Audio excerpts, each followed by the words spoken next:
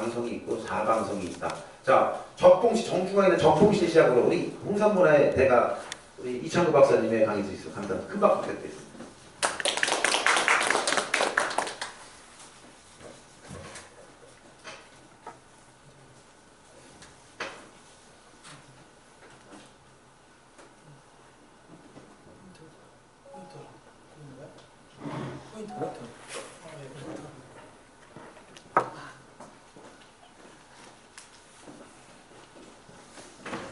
네, 성교원의 이창구입니다. 반갑습니다. 네,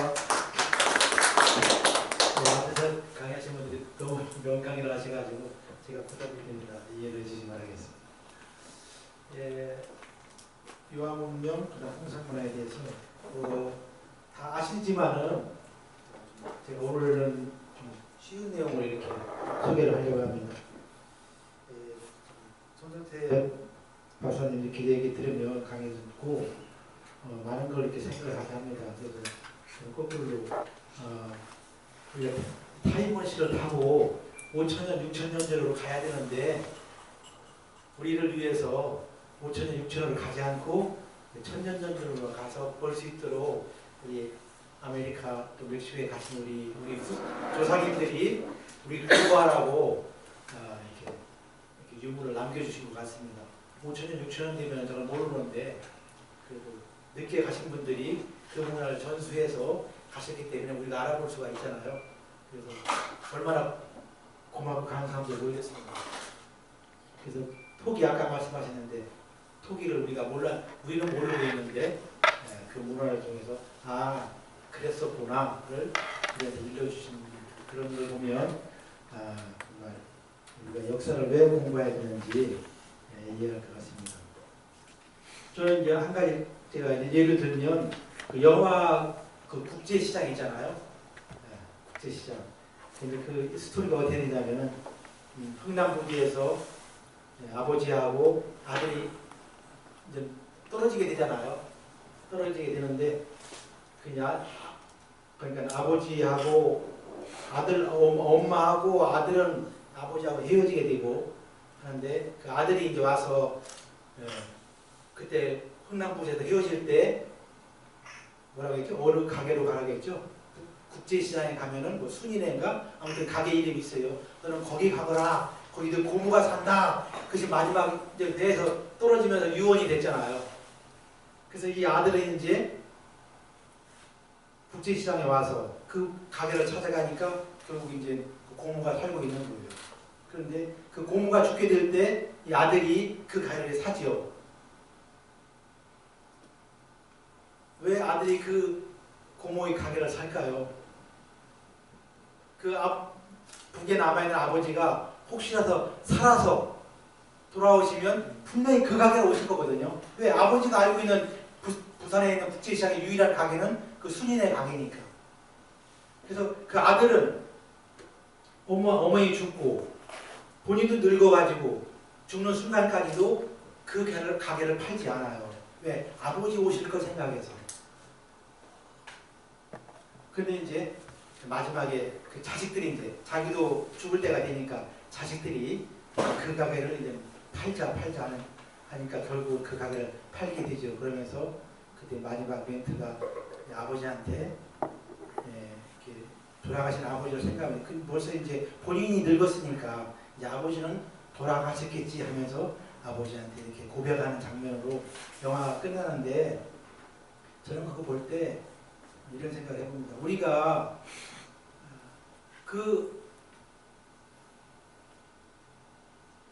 일단 그 영화고 목이 맺혀가지고 아무튼 우리는 그 누군가가 오면은 그 근거지가 있어야 되잖아요. 우리 미국에서 오신 김철호 박사님 그러잖아요.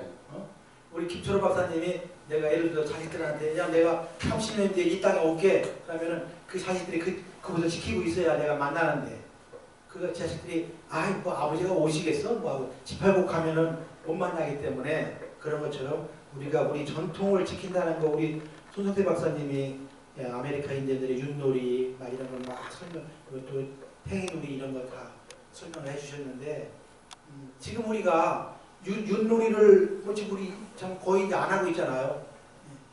그러면 아메리카 인턴이 와가지고 우리가 윷놀이 하는 걸 보면 그들이 여기 와서 우리하고 똑같은 윷놀이를 하네 이렇게 서로 교감을 할 수 있잖아요. 근데 우리가 윷놀이는 이거 옛날 거니까 이제 소용없어 게임만 즐기고 그러면 우리가 조상과 우리가 후손들이 대화할 수 있는 그 연결고리가 없어지기 때문에 전통을 가지고 있어야 됩니다. 우리가 전통을 잊어버리면 만날 수가 없어요. 다 남남이 되버리거든요. 그래서 언제 어느 때 만나더라도 전통을 가지고 있으면 우리 형제야. 대만 알아볼 수가 있잖아요. 그래서 그런 의미에서 나는 손석대 박사님 저도 존경해가지고 여러 번 뵙고 했는데 아무튼 그런 의미에서 인디언 문화를 우리가 알 수 있도록 소개해 준다는 데서 정말 의미 있는 작업을 하고 계시다 이렇게 생각합니다. 그 사이에 우리가 가지고 있는 원래의 전통들을 지금 잊어버리고 있기 때문에 그런 면에서 좀 우리가 각성할 필요가 있지 않는가 이런 생각을 해보게 됩니다. 아무튼 오늘 이렇게 또 오늘 강의는 정말 교수님 말씀처럼 새로운 강의를 해주셨어요. 그래서 이제 홍익인간의 개념에 대해서 그렇게 접근하면 우리도 이제 그 홍익인간의 개념이 그냥 막연히 그냥 사자성어처럼 되어 있는 홍익인간 이념이 아니라 우리 주창의 실제 역사의 부분이었었구나 우리가 분명히 깨닫게 되잖아요. 그래서 이제 그 돕는다는 의미 결국 홍익인간의 개념은 널 이롭게 한다는 개념보다도 원뜻은 도와준다는 개념이었잖아요. 그래서 다른 분들도 그 홍익인간을 해석할 때 이 서로 상자가 상생할 때 서로 상자가 사실은 도울 상자거든요. 상자가 도울 상자인데 아무튼 도와준다는 개념이 원래 가지고 최초의 개념이었는지도 모르겠어요. 홍익인간의 최초의 개념은 도와주는 것부터 시작된 거다 이런 생각이 좀 딱 들었고요. 아무튼 그런 의미에서 그래서 도와준다는 그 도자 이런 의미에서 한문의 도자도 이렇게 나가지 않았을까 그런 생각이 듭니다. 그래서 저도 많은 공부를 했습니다. 제 오늘 제목은 우리 요하 문명, 홍산문화를 이해하는데 그러면 요하 문명과 홍산문화를 이해하면 환웅을 만날 수 있지 않을까 이런 생각을 기대를 해봅니다. 이런 내용을 시작을 하겠고요. 시간이 많이 지났으니까 간단히 제가 이제 말씀을 드리겠습니다. 대부분 아시지만 이런 내용은 또 우시라 교수가 정확히 설명을 해놨어요. 유적하면은 특정한 지역에 나온 걸 말하거든요. 그래서 어느 지역에서 뭐가 나오면은 그 마을 이름, 최소의 행정단 이름을 써요. 서울서 나와서는 서울 뭐 유적이라 하지 않잖아요. 여기가 무슨 동이죠? 도미동입니다. 네? 도미동. 돈이동? 예. 네, 그러니까 돈이 유적 이렇게 쓰잖아요. 가장 작은 단위에서 나온 유적이 나왔을 때 그 작은 최소의 행정단 이름을 써서 유적의 이름을 붙이거든요. 그러니까 뭐 전곡리 유적, 망사동 왜냐하면 또 다른 곳에 나올 수가 있기 때문에. 그 다음에 이런 유적들이 모여 있을 때 여러 개 나오잖아요. 같은 유적들이 비슷한 유적이 나왔을 때 맨 먼저 나온 유적의 이름을 따서 문화라는 이름을 붙여주죠. 홍산문화는 전국 홍산에서 맨 먼저 나오고 그런 유적들이 이제 주변에 분포가 됐기 때문에 다수의 같은 유형의 유적들이 분포돼서 모아서 그 단위를 얘기할 때는 문화다 이렇게 하죠. 이제 이것은 중국에서 이렇게 쓰기 시작한 겁니다. 그래서 홍산문화라는 말도 뭐 우화량 유적, 홍산유지, 중국에서 유적이라는 말을 쓰지 않고 유지라고 하잖아요. 홍산유지, 우화량 유지, 동산지 유지를 묶어서 우리가 홍산문화 맨 먼저 나온 홍산유지 이름을 따서 홍산문화다 이렇게. 이게 홍산문화라는 개념은 여기서 이제 집합 개념으로 이렇게 쓰고 있습니다. 그러니까 문명입니다. 문명은 이제 신석기 문화, 또 청동기 문화, 그것이 이제 국가까지 이루었을 때의 그 문화를 우리가 문명이다 이렇게 하고 있죠. 근데 우리가 흔히 이제 세계 4대 문명을 얘기합니다. 그래서 이 4대 문명이라는 얘기는 중국 양계초가 이렇게 쓴 말이에요. 근데 이때 쓸 때는 뭐 우리는 막 이것이 막 시험에 나오니까 막 4대 문명, 황한 문명, 막 메시대한 문명 막 이렇게 하고 있는데 사실 뭐 이렇게 역사적으로 정립된 개념은 아니에요. 문명이라는 4대 문명이라는 개념은 서양 사람들이 이집트 문명을 문명의 요람이라고 하니까 양계초가 그래? 우리는 황한 문명이 있는데 이렇게 말을 쓰다 보니까 그냥 4대 문명이라는 말이 자연스럽게 이 글 속에서 정해진 거지 역사학자가 이것은 4대 문명이야 라고 정한 건 아닙니다. 지금 이제 우리가 그냥 쓰고 있는 용어에 지나지 않는데 아무튼 이 4대 문명 이후에 이제 우리가 설명을 할 때는 뭐 이런 내용은 뭐 황하 메소포타미아, 인더스, 이집트는 이렇다는 내용은 뭐 알 수 있겠고 아무튼 지역적인 특징들을 가지고 있습니다. 지도상으로 보면 이렇게 나와 있고요. 그래서 이제 이 황하 문명을 대표를 하면은 또 중국에서는 요즘에는 황하 문명 외에 아래에 장강 문명이 있다고 지금 말하고 있어요. 그래서 그 위에 이제 유화 문명이 있는 것이고 아까도 얘기했지만은 그 이영국 교수님은 여기가 유화 문명입니다. 그런데 이영국 교수님은 이 유화 문명이라는 말은 1995년에 곽대순 교수가 중국의 곽대순 교수가 지은 명칭입니다. 지은 명칭인데 이영국 교수는 뭐 꼭 그렇게 할 필요가 있겠느냐? 여기가 중요하지만 여기 사실은 황하 유화를 포함해서 여기가 동이 문명권이니까 여기를 그냥 발해 연안 문명이라고 하자. 이영국 교수가 이렇게 명명을 했어요. 그러니까 이런 다양한 이름이 가능한 것이고 꼭 유화 문명이라는 이름만이 절대적인 건 아니라는 걸 우리가 생각할 필요가 있겠습니다. 어떤 의미에서는 이런 명칭도 우리 동이 문화를 설명하는 데는 더 효과적일 수가 있을 것 같습니다. 물론 아까 이덕일 교수님이 얘기하시듯이 지금 중국에서 요 일대를 동이문화권이라고 새로 설정을 해서 설명을 한다고 하니까 그렇다면 오히려 이영국 교수 이 발해연합 문명론이 오히려 더 설득력이 있을 수도 있겠다 이런 생각이 듭니다. 황하 문명과 유화 문명을 여기 시작해서 잘 정리를 했습니다. 황하 중류, 서유화 일대, 광수문화, 도사유지, 이두유지가 있고 또 이쪽에는 소화서, 흥룡화, 조보고, 홍산, 또 소화의 문화, 하가정, 마층문화까지 여기는 이제 청동기 시대니까 신석기부터 청동기까지 이루어진 것을 이렇게 구분을 해서 이해하면 될 것 같습니다. 또 다시 설명하면은 지역으로 보면 중원 지역 황하의 상문명이고 여기서 이제 고주선 문명이라는 말이 여기서 나오죠. 만주 지역 유화 문명은 고주선 문명으로 이렇게 설명이 가능할 것 같습니다.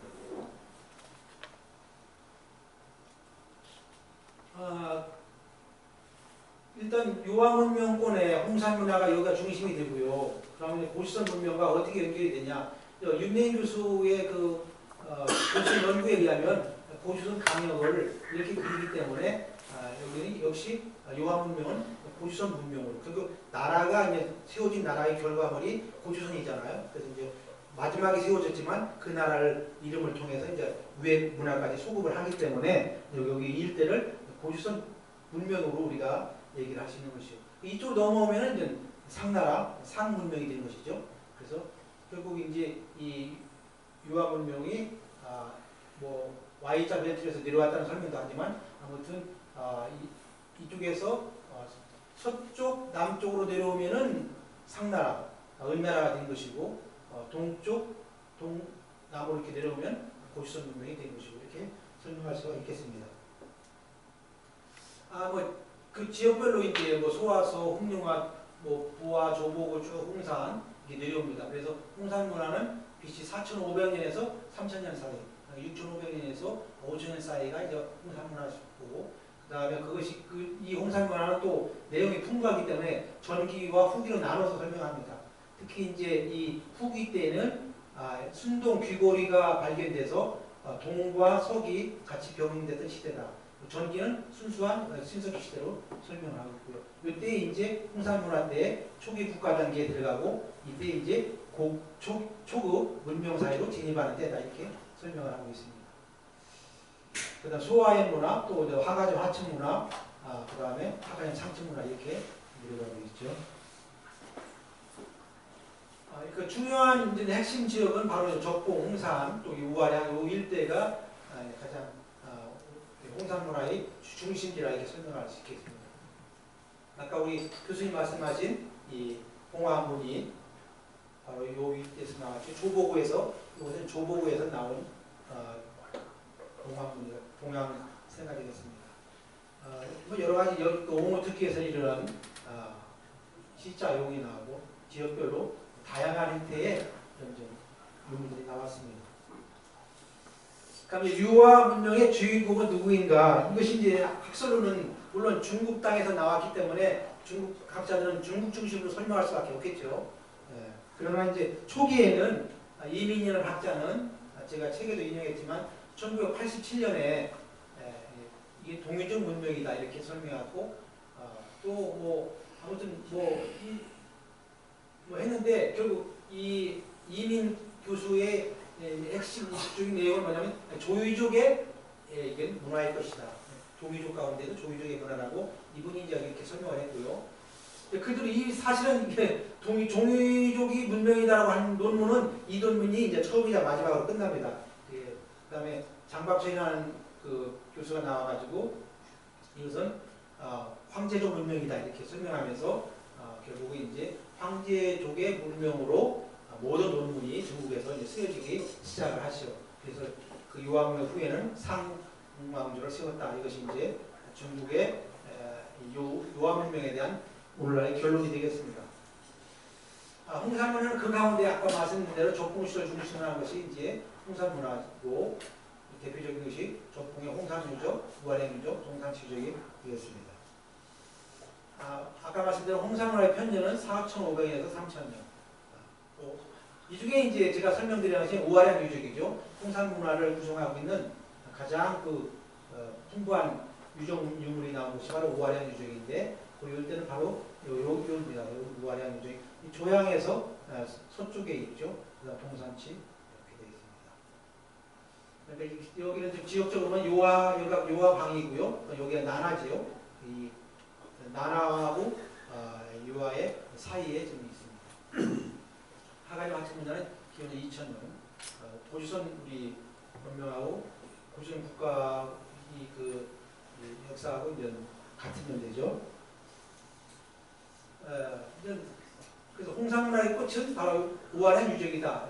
우아량 유적이 가지고 있는 이 문화가 정말 어떤 의미에서 볼 때는 저는 이렇게 생각합니다. 요하 문명의 핵심은 홍산문화고 홍산문화의 핵심은 우아량 유적이 있다.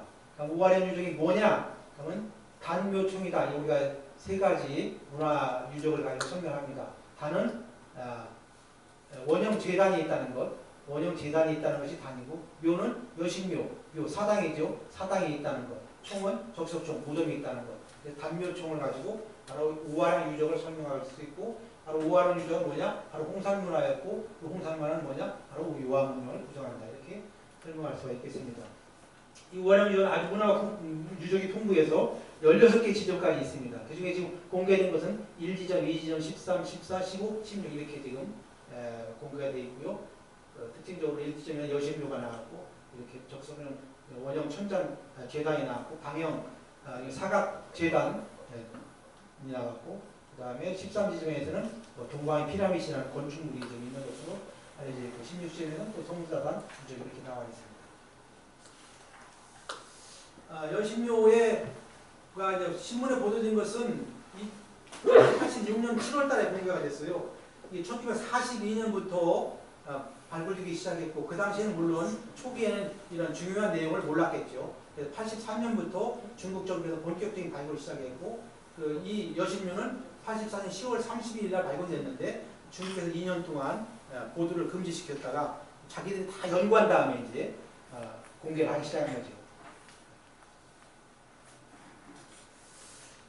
여신묘 아시는 것처럼 이러한 곳에 사당, 묘가 이제 묘당이 있었다는 얘기죠. 묘당이 나왔고, 이 자리에서 이제 출토될 당시에 사진 그 모습입니다. 이 두 상을 보면 22.5cm, 얼굴 넓이는 16.5 이렇게 지금 나와 있습니다.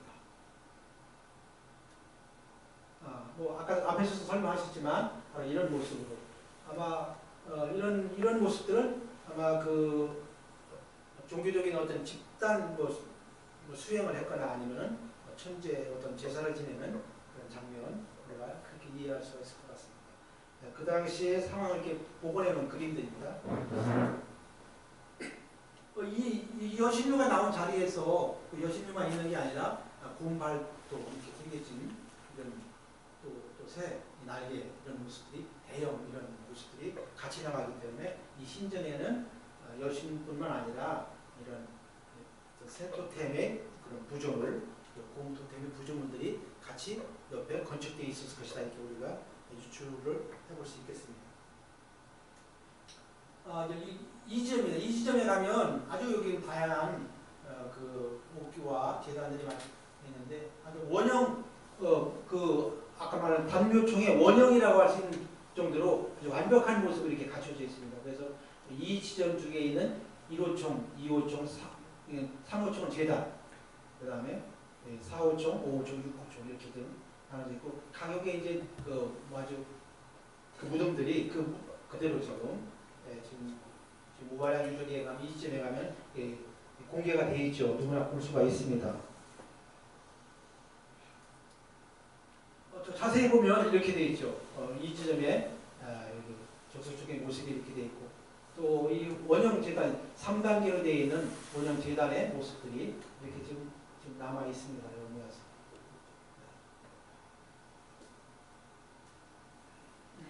이런 형태의 무덤들이 그대로 되어 있고 사진에 이렇게 옥기들 이런 옥기들이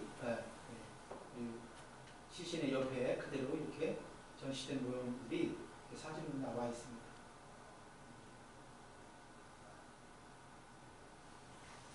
그래서 이것은 이 지점 1호총 21무덤 이렇게 14무덤 13무덤 무덤도 그대로 각 거기 전부 다 그 번호가 부여가 되어 있더라고요. 이런 모습으로 거기 나온 현장에서 출토된 옥기들입니다. 또 이 지점은 아까 말씀드린 방형의 사각의 재단이 이렇게 되어 있죠.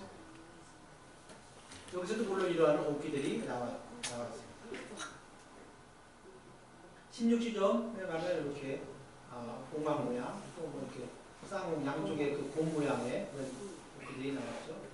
새와 곰이 이 16지점에서는 새 형상과 곰 형상이 동시에 이렇게 출토가 됐습니다. 이 16점 또 네 번째 무덤에는 또 이런 모양으로 되어 있고 여기서 요건 여기 있네요. 여기 이 새 모양이 바로 머리 위에 있었다는 거죠. 그대로 이 모양이니까 이렇게 되어 있고 여기 보면 또 여기 사람의 모양이 또 여기 이렇게 있습니다.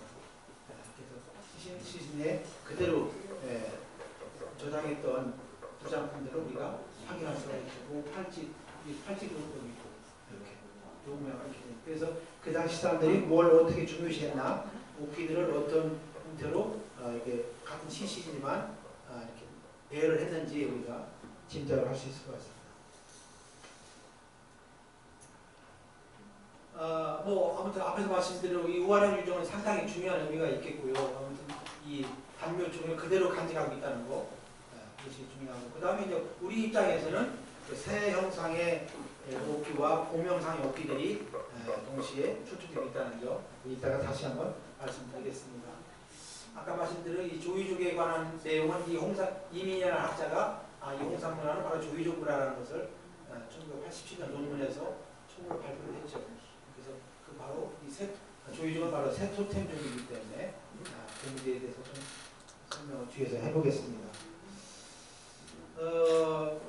근데 우리가 이제 단군 신화라는 걸 쓰지 않고 단군 사화라고 한다면 이건 좀 다 아시는 내용이지만 그런데 우리 이 단군 사화 이 단군 고기 내용에는 세토템 새라는 말이 없어요. 환우의 숲과 말을 또 곰과 곰족과 범족이 이웃에 살았다 이런 곰토템 또 범토템은 있는데 새토템을 말하지 않았어요. 그것이 이제 우리가 이 신화를 해석할 때 어떻게 해석하느냐 이것이 우리한테 하나 주어진 과제라고 생각합니다. 그런데 이제 아무튼 환웅족이 곰족과 연합해서 훗날 단군을 낳았다. 이것이 이제 이 단군 사화의 결론이죠. 결론인데 아까 이제 우리 김철우 박사님 말씀하신 대로 이 요정성 평강지구에서 이 이제 청동패가 출수되는데 우리 김철우 박사님 이게 대조선패라고 이렇게 말씀하셨는데 저도 그 이름이 아주 딱 가슴에 와닿습니다. 우리가 여기 보시면 이건 호랑이겠죠, 곰이겠죠. 이건 곰 같죠? 네, 곰이죠. 곰이고 여기는 1인지 늑대인지 아무튼 이렇게 있습니다. 그 다음에 그 전체를 포용하고 있는 이 독수리 매, 이것이 이제 새인데, 결국 우리 신화를 기록하는 사람이 곰과 호랑이에는 집중을 했는데 이 새를 언급하지 않았어요. 사실은 새가 누구냐? 저는 이제 새가 화명이 새였다 이렇게 설명하는 거지. 자기가 자기를 말할 때는 자기를 말하지 않는다. 우리가 나를 설명합니까?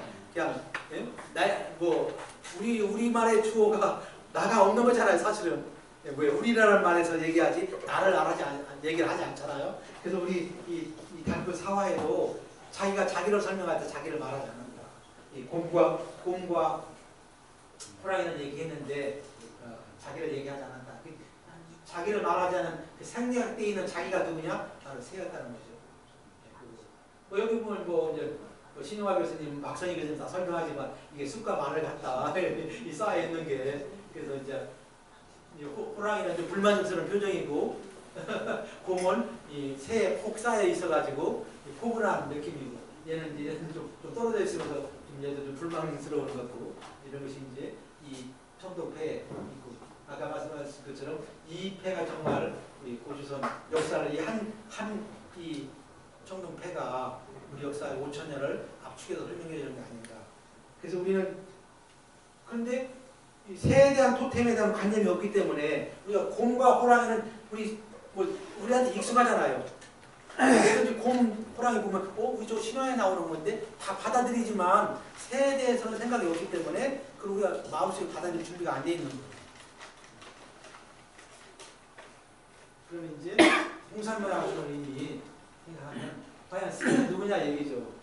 웅상 저는 볼 때 한웅인데 이 웅자에 이미 새 주자가 들어있어요. 근데 내가 내 이름 써놓은 거 사실 몰랐던 거죠. 근데 옛날 사람은 이걸 새추라고 지금 우리가 읽는데, 옛날 사람들은 이 글을 이렇게 써놓고 새라고도 읽었어요. 우리는 지금 이 훈민정음이라는 게 뭡니까? 이렇게 새추라고 쓰면 이거는 꼭 추라고 읽으라고 해놓은 게 훈민정음이에요. 근데 옛날 사람들은 추라고도 읽고 새라고도 읽었어요.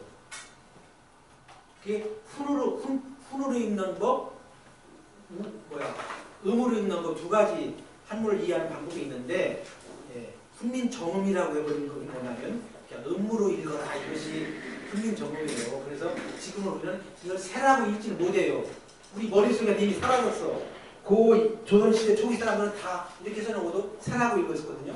새라고도 읽고 추라고도 읽었는데, 지금 우리는 이것을 새라고 읽을 생각을 하지 않아. 이것은 새추를 설명한 거야 정도밖에 이해를 못해요.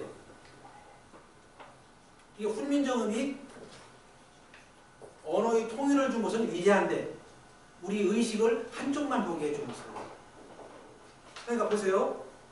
밭전자 써놓고 우리가 큰 대자 밭전자 쓰고 대전하잖아요. 네? 지금 우리가 한밭이라고도 하잖아요. 한밭도서가 남아있잖아요.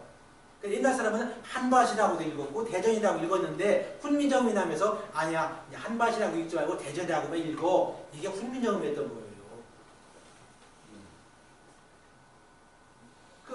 그러니까 이렇게 써놓고 새라고 읽었다고요. 이 새는 뭐예요? 새, 해는 날이래. 똑같은 거예요. 아까도 설명하셨지만 새는 해예요. 우리가 쉬운 예로 성님, 형님이라고 합니까? 성님이라고 합니까? 둘 다 하죠? 네. 해가 새예요. 성님 하듯이.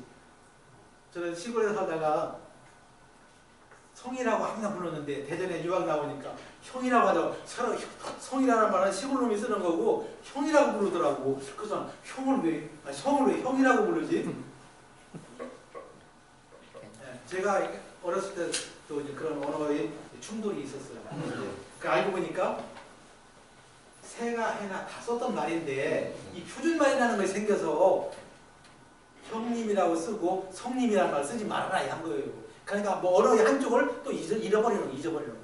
이게 참, 그래서 지금 강상원 박사가 나서 전라도 사투리가 세계 최고의 언어라는 말도 하지만 사투리 속에는 묘한 우리말의 원형들이 그대로 살아있잖아요. 그래서 아무튼 우리가 그래서 사실은 요즘에는 표준말 쓰기 운동이 아니라 사투리 연구하기가 오히려 번져서는 더 좋겠어요. 그럼 우리 언어가 더 풍부해지는 거지. 그래서 이제 이 사투리가 결코 쓰지 말아야 될 말은 아니잖아요. 그래서 나는 그런 의미에서 우리 이 환웅의 홍자에는 이미 새가 들어있었다. 이것은 새추인데 본래는 새라고도 읽었고 추라고도 읽었다. 이렇게 이해할 수 있겠고. 근데 이 말이 이제 훈다에 변해가지고 수리 부엉이 낙이 됐어요. 나중에 여러 새가 있는데 수리 부엉이가 이제 수리 부엉이거든요. 수리 부엉이는 왜 중요하냐면 이 새 중에서 올빼미하고 비슷하지만 중요한 특징이 있어요. 바로 뿔. 깃털이 있어서 이 뿔은 아니지만 이 깃털이 있어서 뿔이 형상을 하고 있어요. 뿔이 뭡니까? 뿔. 뿔이 있는 게 보이죠? 동물 중에? 소에 뿔이 있잖아요. 소를 태양신으로 숭배했잖아요. 뿔이 있게 돼. 뿔이 불이고 불이 해기 때문에. 그러니까 새는 같은 말이거든요. 아까 우자도 우를 말씀했는데 소우자가 되나 소우자요. 소우자인데 사실은 소는 이 소 뿔이 핵심이잖아요. 뿔. 그래서 난 소우자를 생각할 때마다 위라는 것이 뭐냐? 위. 또 역시 이 불이 근원이 해니까 그렇게 생각할 수도 있겠다. 불의 근원이 해기 때문에 아무튼 이 추자가 마지막에는 낙자로 변했는데 이 낙자는 우리 좀 보편에는 수리부엉이 낙으로 되어 있어요. 그러면 환웅은 결국 후대 사람들은 수리부엉이 새를 자기 새 토템의 상징으로 삼은 게 아니겠느냐 이렇게 설명하는 거죠. 그럼 이러한 이 뿌리 그 많은 새 중에 이 뿌리 있는 새는 이 수리부엉이밖에 없기 때문에 수리부엉이는 특히 어떤 상징으로서 새 토템의 대상으로서 틀림없이 어떤 의미를 부여했을 것이다 생각이 들고요. 그래서 이제 보면은 환웅의 웅자인데 웅상나무라는 말이 나오거든요. 그래서 이제 우리 이런 뭐 다 아시는 소떼도 이런 형상으로 지금 우리가 변하고 있지만 캐나다 밴쿠버에 가면 토템폴이 전시가 돼 있대요. 인디언 토템폴. 그렇지만 가보셨나요? 혹시? 네. 여기 가면 이렇게 큰 새 모양으로 밑에는 곰이에요. 밑에는 곰 얼굴이 새겨 있고 위에는 새 형상으로 이렇게 큰 형상으로 새겨 있는데 제가 볼 때도 우리 조상들이 이런 형상으로 소떼를 했는데 초기 모습은 이렇게 웅장한 모습을 하지 않았을까. 이것이 나중에 이제 세월이 지나니까 오리 모양으로 좀 간단하게 그런 것으로 변했을 것이다. 그래서 인디안 캐나다 밴쿠버에 있는 그 박물관에 가면 어떤 의미에서는 우리 아까 교수님 말씀하신 우리 조상들이 그 이동해가지고 이러한 그 환웅을 어떤 수리부엉이 큰 새의 모습으로 이게 뿔이 있어야 돼요. 뿔이 없으면 이게 아니거든요. 틀림없이 이 두 개의 귀를 형상화했다는 얘기는 그런 수리부엉이 새를 토템으로 했던 종족들이 이동하면서 이러한 토템불을 만들 것이다 이렇게 생각이 됩니다. 뿔이라는 것이 상당히 중요하다. 그래서 불이었고 불은 결국 새가 이 새는 태양으로 왔다라는 그런 관념을 형성한 게 아닌가 생각이 듭니다. 이렇게 귀가 나온 이 홍산옥기 중에 귀가 나와 있는 이 수리부엉이 이 부엉이의 이 옥기가 골고루 분포가 되어 있죠. 이렇게 보면 이 호두부에서 이렇게 나왔죠. 아주 역동적인 수리부엉이죠. 나사대에서 나오고 오한계에서 나오고 동산시에서 나오고 우한양에서 나오고 우한양의 이것은 바로 수리부엉이 귀를 형상화한 건데 아주 이것은 뭐 좌우 대칭이 되는 아주 여기 미술관이지만 역동적인 이 그림을 대칭적으로 그렸어요. 대칭을 그렸기 때문에 더 아름답잖아요. 똑같은 모양으로 이 부엉이의 모습을 이렇게 대칭적으로 그린 이 옥기입니다. 옥기를 이렇게 아주 저는 우아랭에서 나온 이 옥기가 아주 상당히 고급화된 그런 옥기가 아닌가 이런 생각이 듭니다. 이것을 또 대칭으로 연결해서 작품을 만들 수 있다는 이 생각, 뭐 다른 무도 위대하지만 그런 면에서 오화량에 있었던 그 시대 사람들의 그 인식 구조, 또 어떤 숙련도 이런 것이 다른 지역보다 좀 월등하다고 우리가 해석할 수 있지 않나 이런 생각도 해봅니다. 그렇다면은 이제 그럼 이 일대가 환웅과 관계되는 유적지였을까? 아니면 뭐 꼭 환웅이라고 우리가 결정적으로 말할 수는 없지만 새 토템이 주도했던 같은 동일한 문화권이었을까라 이렇게 우리가 유추해 볼 수가 있겠죠. 근데 다행히 이제 윤내현 교수가 상부사를 시대급으로 해놨습니다. 보면은 환인 시대, 환웅 시대, 환웅과 웅녀가 결합한 시대, 결혼한 시대, 또 단군이 고조선을 건국한 시대 이렇게 네 단계로 나눴거든요. 근데 윤내현 교수가 이 역사 부분을 한 것 중에 아주 위대한 것이 뭐냐면 우리가 물론 환인, 환웅, 단군은 알지만 이분이 중간 시대에 환웅과 웅녀가 결혼한 시대가 있다라고 새로운 시대 설정을 한 거예요. 이것이 이제 윤내현 교수 이 사관에서 위대한 점입니다. 그냥 환인, 환웅, 단군이라고 하면 누구나 아는 거지만 틀림없이 환웅과 단군 사이에는 환웅과 웅녀가 동거했던 그런 시대가 역사가 있었을 것이다. 예를 들어서 그것을 이제 우리가 이제 그 뒤에 이제 그 권덕규 교수가 말하기를 요 결합 시대가 한 500년 내지 1000년은 이어졌을 것이라고 봤어요. 그러니까 우리는 우리가 이제 우리 신화적으로 해석하면 환웅이 웅녀를 만나서 바로 단군을 나가지고 바로 나라를 세웠다. 뭐 그거 잘해봐야 200년 차이겠지. 하지만 그게 아니라 우리 신화는 결국 압축한 거기 때문에 얼마나 압축했느냐. 작게는 500년, 길게는 1000년의 역사를 이 한마디로 압축한 거예요. 환웅과 웅녀가 만나 단군을 낳았다는 것은 그 500년 내지 1000년의 역사를 압축해서 설명한 건데 역사학자들이 지금 이거 해석하기를 요 연대는 500년에서 1000년 정도 볼 수 있다 이런 얘기거든요. 그래서 제가 보면은 이 환웅과 웅녀가 이루었던 그 시대를 우리가 신시배랄국 시대라고 이해하면 우리 현재 역사에 나와 있는 것으로 기준을 한다면 그렇게 설명할 수밖에 없겠다 이런 생각을 합니다. 그래서 우리는 이제 신화와 토템에 대해 다시 한번 생각을 해봅니다. 이때 물론 우리 신화가 역사를 가리는 그런 부작용 또는 어떤 것도 있었지만 그런 역작용도 있었지만 우리 신화를 재해석하는 노력을 하면 또 역시 그걸 통해서 우리 역사는 살아날 수 있다고 생각합니다. 일리아드가 신화라는 말을 했어요. 사물이나 행위는 그것이 원형을 모방하거나 반복하는 한에서만 실제적이게 된다. 그러니까 신화라고 하는 것은 원형. 우리는 이 원형이라는 말을 많이 쓰고 있잖아요. 원형 사관, 원형 문화. 원형. 원형을 찾아가는 거거든요. 역사는요. 그러니까 윷놀이 원형이 어디 있느냐. 윷놀이 원형이. 예를 들어서 쉽게 얘기해서 지사의 원형이 어디 있느냐. 그 원형을 찾아보는 거죠. 근데 이 원형을 가지고 있는 민족의 한 가지 단점이 있어요. 원형을 가진 사람들은 그 원형을 자꾸 개조하려고 그래요. 그게 이제 원형을 가진 사람의 단점인데, 근데 원형이 아니고 원형을 받아들인 사람들은 그 문화를 죽을 때까지 지키려고 해요.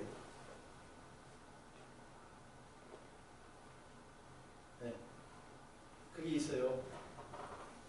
쉽게 얘기하면은 우리가 이 세계 어떤 문화에 우리가 원형이라는 생각을 우리가 갖나요? 우리 지금 그런 아까 우리 김철구 박사님처럼 그런 자긍심이 우리 약하잖아요. 근데 우리가 하나하나가 이것이 문화가 우리가 아니었을까? 그 원형이 우리가 아니었을까? 하고 생각을 해봐야 되거든요.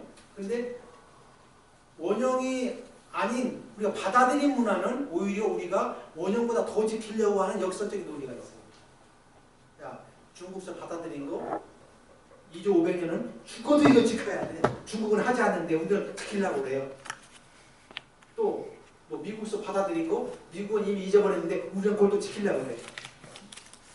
그러니까 우리 또 반대로 우리가 원형인데 우리는 다 잊어버리고 있는데 우리 걸 받아들이는 저쪽은 그걸 꼭 죽어도 지키려고 해요. 그러니까 우리가 원형을 손정수 박사님이 이제 다 다니셨는데 우리가 원형이라고 생각하는 사실은 우리는 잊어버리고 있을 때 받아들인 그분들은 우리의 원형을 더 잘 간직하고 있을 것이다. 그래서 우리는 거기서 다시 배워와야 돼. 그러니까 우리가 이것은 우리가 원형일 것 같은데 그러면 우리는 지금 이미 잊어버리고 잃어버리고 있다는 얘기죠. 근데 신화는 뭐냐면 이 원형을 모방하거나 반복하는 데서 그 실제성이 입증되는 거예요. 일단 말씀드릴게요. 그러니까 신화는 재현을 통해서 다시 역사로 성화할 수 있습니다. 그것이 이제 토템인데 토템은 물론 부족 간에 서로 공동실험을 통해서 그것이 결속돼서 나가는 건데 토템을 통해서 한번 원형을 찾아볼 수가 있다는 얘기죠. 과연 보자는 얘기죠. 보세요. 이것이 이제 5화량 3단 원형을 재현한 그림입니다. 이렇게 아까 3단 원형이 있었다고 했잖아요. 이렇게 생겼다는 거죠. 이것이 이제 자취만 남아있는 건데 이런 모양이라는 거죠. 근데 이것이 3단 원형인데 우화량 유적을 보고 왜 우리가 우리 것처럼 생각하느냐. 평창올림픽 때 전 세계에 주게 됐죠. 3단 원형을 해가지고 그 위에서 새들이 주작 현무들이 나와서 춤을 췄지요. 사물놀이도 하면서 이 안에서. 그러니까 우리 의식 속에 원형이 잠재되어 있기 때문에 이런 평창올림픽 때의 이런 개막식 때 저런 걸 보여줄 수가 있었던 것이죠. 그날 그때 이제 갑자기 새가 등장하니까 우리 스스로 놀랬잖아요. 왜 갑자기 저기 새가 등장했을까? 놀랬었잖아요. 보세요. 이게 평창올림픽에 등장했던 인면조지요. 인면조. 사람의 얼굴을 한 새. 그냥 이 베이란 감독이 이걸 만드는데 베이란 감독이 그냥 상상 속에서 만든 건 아니고 고구려 벽화에 있는 이 인면조를 보고 이걸 만들었다고 그랬어요. 사실은 그때 TV로 중계 방송을 보고 사실은 충격을 받았죠. 우리도 모르는 사이에 1500년 전 우리 조상들은 했고 아까도 이 깃털을 머리에 꽂고 하는 모습 설명했지만 이게 다 있었거든요. 근데 결국 이 나라에서 평창올림픽 때 우리의 어떤 정체성을 찾는다면 이런 셀토템 문화가 자연스럽게 부활하고 있구나 하는 걸 느낄 수가 있고요. 아무튼 여기 결코 그러니까 이런 아까 말씀드린 이러한 우리는 이 원형 문화를 이제 원형이라고 우리가 우화량 또 홍산 문화를 우리 동이족이 거라 우리 거라고 말하면서도 왜를 설명할 수가 없잖아. 왜 근거가 뭔데? 왜 우리가 지금 제사 문화라는 건 지금 조상 제사 점점 사라지고 있잖아요. 뭐 천재 지내는 건 고사하고 제사 지내는 것도 좀 사라지는 판인데 이것이 우리 원형이니까라고 말할 수는 없지만 그러나 우리 의식 속에는 남아있기 때문에 언젠가는 누구 머릿속에 의해서라도 반복이 되고 실제화될 수 있다는 얘기죠. 그런 의미에서 신화 가진 의미는 상당한 것이다 이렇게 생각하고요. 이런 의미에서 우리가 홍산 문화를 이것이 물론 이제 다른 분들의 경우는 우리 강단 사학계 교수님들은 너무 얌전해서 그런지 홍산 문화는 연구하지 말라고 하더라고요. 연구하면 안 된다고 그렇게 얘기를 하는데 왜 연구하지 말라고 하는지 모르겠어요. 그런데 이제 또 다른 분들은 저 홍산 문화는 우리 동이족과 화하족의 공동의 문화유산이다 이렇게 설명하는 사람도 있고 아니다. 어차피 저 홍산 문화는 우리 동이족 우리 고시선 문명권이다. 고시선 문화다. 고시선 문명이다라고 설명하는 사람도 있고 우리가 어떻게 이해할지는 모르지만 중요한 건 뭐냐면 그것이 이 홍산 문화가 우리한테 어떤 역사의 원형으로서 작용한다면 우리가 그때 원형이 뭐였든지 아까 말씀인 단묘총이잖아요. 이 단묘총의 문화가 정말 우리 역사 속에 살아있느냐 이게 이제 중요한 것이죠. 그것이 정말 우리가 그걸 잃어버리면 아무리 이것이 우리 거라고 얘기한들 우리 역사 속에서 살아서 움직이지 못하는데 그게 무슨 의미가 있겠냐는 얘기죠. 그런 의미에서 우리가 왜 전통이 중요하고 역사가 중요하고 왜 원형을 찾아야 되는지에 대한 문제의식들이 같이 이렇게 나오는 게 아닌가 이렇게 생각합니다. 그래서 제가 꼭 이것은 꼭 우리 거다라기보다도 왜 우리가 지금 저것을 어떻게 바라보고 우리하고 소통할 수 있는 문화가 뭐냐 이것을 찾는 것이 그런 면에서 더 중요하다 이렇게 생각합니다. 이것을 마치겠습니다.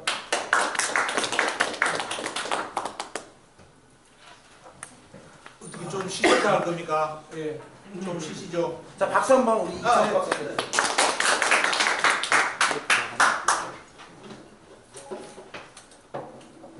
감사합니다. 원래 이 박사님이 사실 이 박사님도